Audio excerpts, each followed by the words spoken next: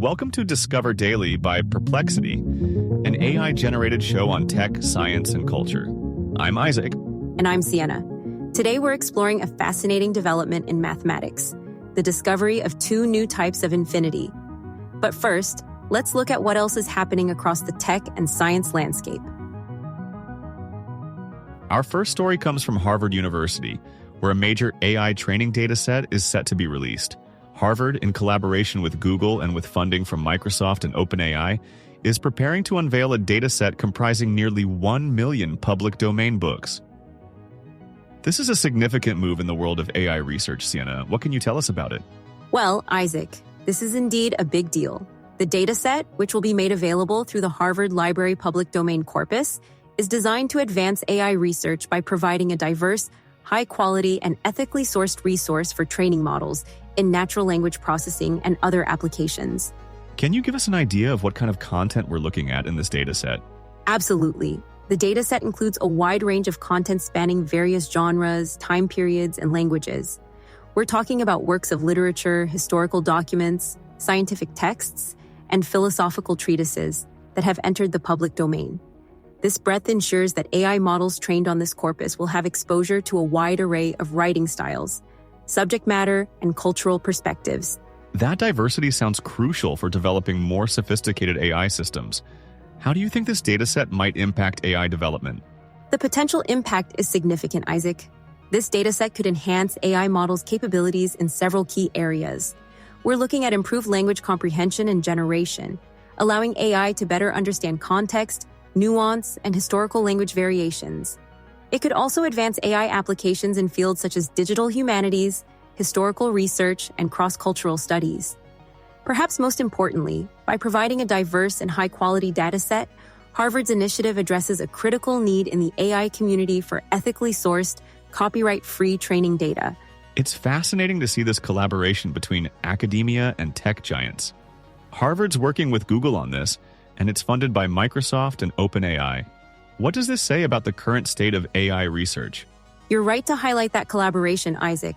It really showcases the growing synergy between academia and the private sector in advancing AI research and development. This partnership approach not only enhances the quality and scope of the dataset, but also sets a precedent for future large-scale AI initiatives. It's a great example of how cross-sector partnerships can accelerate progress in AI technology and democratize access to valuable training data for researchers and developers worldwide. Now, let's shift gears to our second story. Google has just launched Gemini 2.0, which they're calling their most advanced AI model to date. This new version comes with some impressive capabilities, doesn't it? It certainly does, Isaac. Gemini 2.0 introduces several groundbreaking features that set it apart from its predecessor. One of the most notable is its native image generation capabilities, allowing it to create visual content alongside text. It can also produce audio output now, expanding its multimodal abilities. That's quite a step up. What about its performance? Have there been improvements there? Google has significantly enhanced the model's performance and reduced latency, particularly in the Gemini 2.0 Flash variant. This version is designed for quick responses and efficient processing, making it ideal for real-time applications. Another key advancement is the improved integration with external tools. Gemini 2.0 now seamlessly incorporates Google Search and Maps functionalities to provide more comprehensive and contextually relevant responses. The integration with Google Search sounds particularly interesting. How will that work in practice?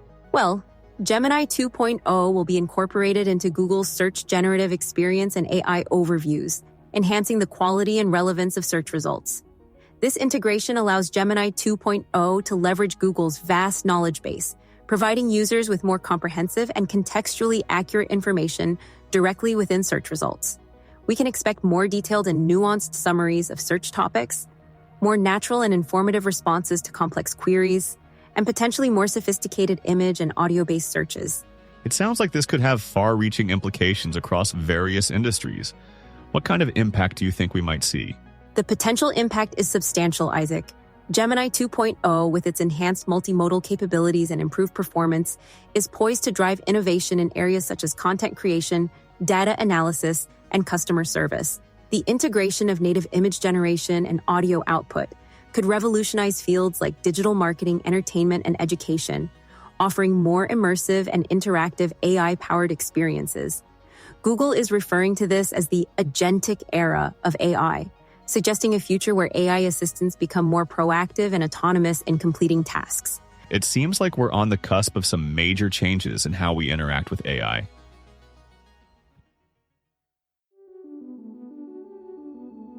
Now let's move on to our deep dive for today. We're going to explore a recent discovery in mathematics that's challenging our understanding of infinity. Mathematicians Philip Luca from the Vienna University of Technology and Joan Bagaria from the University of Barcelona have introduced two new types of infinity: exacting and ultra-exacting cardinals. This discovery is detailed in their non-peer-reviewed paper. These new infinities challenge traditional views in set theory by unveiling unique self-referential properties and addressing long-standing conjectures like the Hod conjecture. That sounds complex, Sienna. Can you break down what makes these new types of infinity unique? The key characteristic of exacting and ultra-exacting cardinals is their structural reflection. This means they contain copies of themselves within their own structure, exhibiting a form of mathematical recursion at the level of large cardinals. Ultra-exacting cardinals, in particular, have even more remarkable traits. Their existence below a measurable cardinal implies the consistency of Zermelo-Fraenkel set theory with choice, or ZFC, with a proper class of I0 embeddings. This property not only expands our understanding of mathematical consistency, but also provides new tools for exploring the intricate relationships between different types of large cardinals. What are the implications of this discovery? The implications are quite significant, Isaac. First, these new infinities challenge the linear incremental picture of the large cardinal hierarchy, suggesting a more complex structure to the mathematical universe. Their existence implies that V, which is the universe of all sets, is not equal to Hod, which is Gödel's universe of hereditarily ordinal definable sets. This potentially disproves the weak Hod conjecture and the weak ultimate L conjecture, which are long-standing problems in set theory. Moreover, this discovery provides new tools for exploring set theory and its foundations, potentially leading to novel approaches in solving other long-standing mathematical problems. Set theory studies collections of objects and their relationships, forming the foundation for modern mathematics. It's amazing how a discovery in such an abstract field can have such far-reaching consequences. How might this impact other areas of mathematics or even other scientific fields? Great question, Isaac. While the immediate impact is in the field of set theory and mathematical logic, the ripple effects could be substantial. These new concepts of infinity could influence related fields, such as theoretical physics and computer science, where concepts of infinity play crucial roles. For instance, in theoretical physics, our understanding of the universe and its potential infinitude could be affected. In computer science, it might lead to new ways of thinking about computational limits and complexity. Listeners should keep an eye on the peer review process for this research. While the paper is currently non-peer reviewed, its reception in the mathematical community will be crucial. We might see follow-up studies exploring the properties of these new infinities or attempts to apply them to other unsolved problems in mathematics. Additionally, it will be interesting to see if this discovery sparks new debates or research directions in the philosophy of mathematics, particularly around the nature of infinity and the foundations of set theory. Thank you, Sienna, for that insightful deep dive into this fascinating mathematical discovery.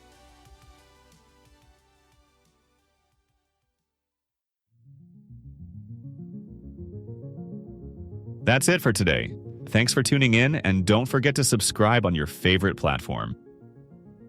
For more info on anything we covered today, check out the links in our episode description. And don't forget, you can now access Perplexity's AI-powered knowledge base on the go with the mobile app, available for both Android and iOS. We also just released the Perplexity desktop app for Mac OS. In other Perplexity news, Perplexity now offers a comprehensive one-stop shopping solution where you can both research and purchase products. The platform now features Buy with Pro, a first-of-its-kind AI commerce experience, offering one-click checkout and free shipping for Pro users in the US. There's also an innovative Snap to Shop feature that lets you find products by simply taking a photo, and an AI-powered discovery system that provides unbiased product recommendations with clear, visual product cards. The platform integrates with Shopify to access up-to-date product information from businesses across the US, making online shopping easier and more efficient than ever. We'll be back with more stories that matter. Until then, stay curious.